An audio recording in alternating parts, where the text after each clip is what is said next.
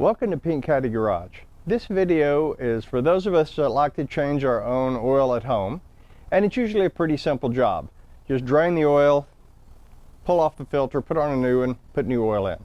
And that's the way it usually goes. But occasionally you're going to run into an unexpected problem like I did yesterday on this 1984 GMC pickup.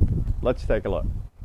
Generally speaking, your oil filter is going to come out in one piece and look pretty much like the one you're about to put on, except it's a little dirtier. However, in this case, this is what I ended up with after almost 3 hours of effort trying to get this oil filter off. Now, before you start thinking that I just don't know how to take an oil filter off, believe me, I do. I've done hundreds of them over the years. And usually you're not going to have an issue as long as you had put a little oil or some kind of lubricant on the rubber seal of your new filter and then put it on, not too tight, just snug it up and then maybe another quarter turn.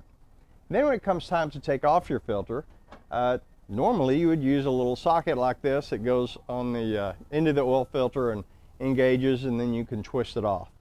That didn't work. So I had to go to the next level, which was these filter pliers. And when I got these on, and these have never failed in all my years of doing this, but they failed yesterday because all they did was start punching holes in the filter and distorting the tin around the perimeter. So then I went old school, which is the way we used to do it in high school, which is to hammer a screwdriver all the way through the filter, right?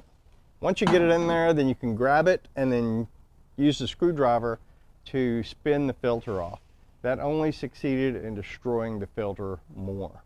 So once all that happened, I basically ended up with a filter housing that was pretty much unusable. So I went ahead and got a Dremel and cut it up so that I was just left with the part that screws on to the motor.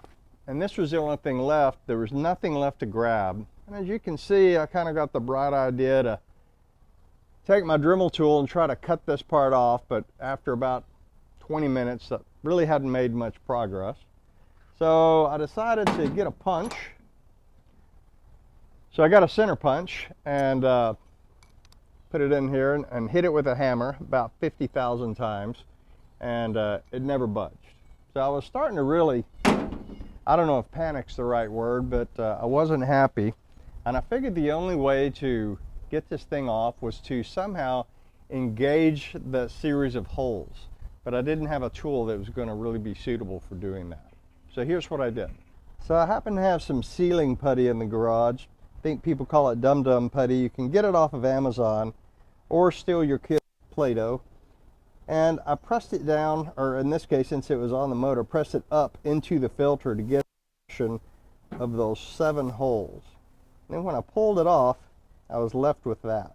Then I went and found a socket, which in this case was, I believe, a 28's what I actually used, so just a little bit smaller than this, and put it on, and sure enough, that was going to be a pretty good diameter to be able to get into those holes after I did a little bit of modifying.